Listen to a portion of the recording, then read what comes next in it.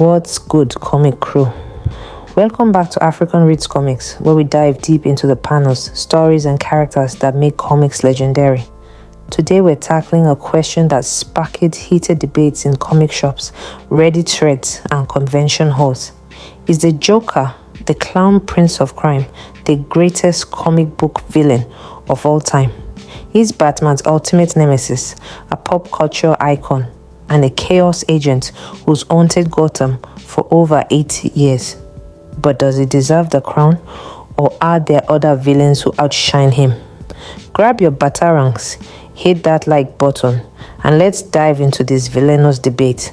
And stick around to the end. I want your take in the comments. Let's start with why the Joker is often hailed as the GOAT of comic book villains. First off, the guy's been around since Batman #1 in 1940, created by Bill Finger, Bob Kane, and Jerry Robinson. That's over 8 decades of terrorizing Gotham, and he's still as relevant as ever. Why? Because the Joker isn't just a villain, he's a philosophy. He's chaos incarnate, a walking middle finger to order, morality, and sanity. Unlike most villains who want power, money, or revenge, the Joker's motives are unpredictable. In The Killing Joke, he says, all it takes is one bad day to reduce the sanest man alive to lunacy. That's his gospel. Life's a joke, and he's the punchline. What makes him stand out is his relationship with Batman. The Joker isn't just a bad guy Batman punches, he's Batman's mirror. Bruce Wayne is order, discipline, and control. The Joker is anarchy, impulse, and madness. This dynamic pushes Batman to his limits, forcing him to confront his own morality. In Death of the Family, the Joker targets Batman's allies to prove that the Dark Knight's family makes him weak. It's personal, psychological, and brutal. No other villain gets under Batman's skin like this. Then there's his adaptability. The Joker evolves with the times. In the Golden Age, he was a gimmicky gangster.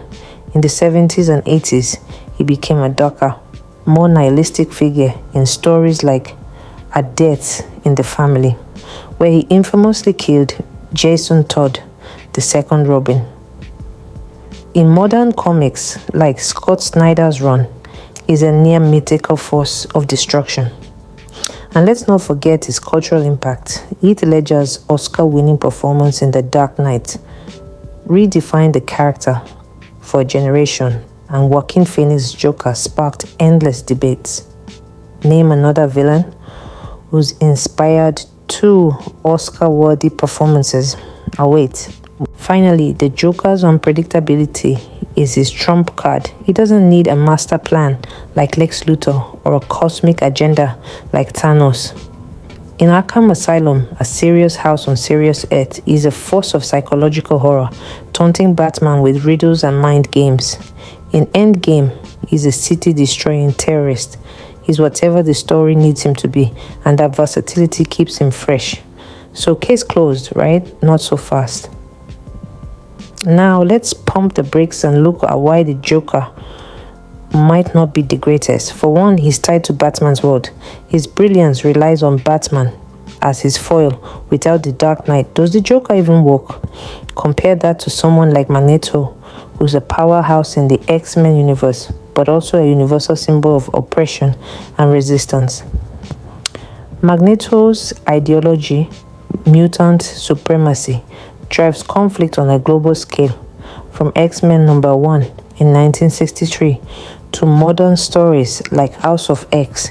He's a villain with a cause grounded in real-world issues like prejudice and survival. The Joker's chaos, while chilling, can feel abstract by comparison. Then there's Lex Luthor, Superman's arch-enemy. Lex isn't just a mad scientist, he's humanity's ego personified. In stories like All-Star Superman or Lex Luthor, Man of Steel is a genius who believes he's saving the world from an alien god.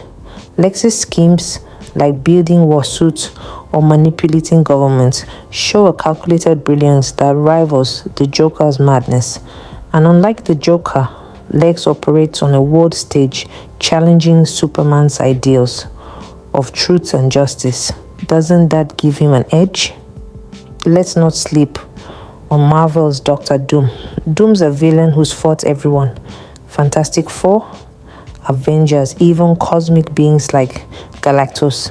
He's a monarch, a sorcerer, and a scientist with a god complex that makes the Joker's theatrics look small time. In Books of Doom, we see his tragic origin, scarred by loss and driven by ambition. Doom's not just evil, he's a ruler who believes he's destined to save the universe. That's a scope the Joker can't touch. And here's the kicker. Some argue the Joker's overrated. He's been in so many stories that his impact can feel diluted. Every writer wants the definitive Joker story, but not every take lands. For every killing joke, there's a forgettable arc where it's just a cackling plot device. Compare that to Thanos, whose Infinity Gauntlet saga redefined cosmic storytelling. Thanos' quest for the Infinity Stones wasn't just villainy. It was a philosophical battle over life and death. The Joker's never carried a story that big. So, where do we land? The Joker's case is strong. His psychological depth, his iconic rivalry with Batman, and his cultural footprints are unmatched. He is the villain you love to hate, the one who makes you question morality itself. But his reliance on Batman and his sometimes inconsistent portrayal are real weaknesses. Magneto, Lex, Doom, and Thanos bring broader scopes, deeper motivations, or bigger stakes that the Joker can't always match. Here's my take. The Joker is the greatest archetypal villain. He's the chaos agent, the trickster, the devil on Batman's shoulder. No one embodies raw, unfiltered villainy like him. But if we're talking versatility, Magneto or Doom might edge him out for their ability to carry stories across entire universes. Lex's intellect and Thanos' cosmic ambition make them titans in their own right. It depends on what you value, pure chaos or complex agendas. Ultimately, the Joker's greatness lies in his simplicity. He doesn't need a throne, a gauntlet, or a mutant army, just a smile and a bad idea. That's why he's been Batman's shadow for 80 years and counting. But greatest of all time, that's a tougher call. And that's our deep dive into the Joker's villainous legacy. Do you think the Clown Prince is the GOAT? Or does someone like Magneto, Lex, or Doom steal the crown? Drop your hot takes in the comments. I'm reading every single one. If you enjoyed this video, smash that like button, subscribe, and ring the bell for more comic book breakdowns. Want more villain debates? Check out our video on right here. Until next time, keep reading comics and stay villainous.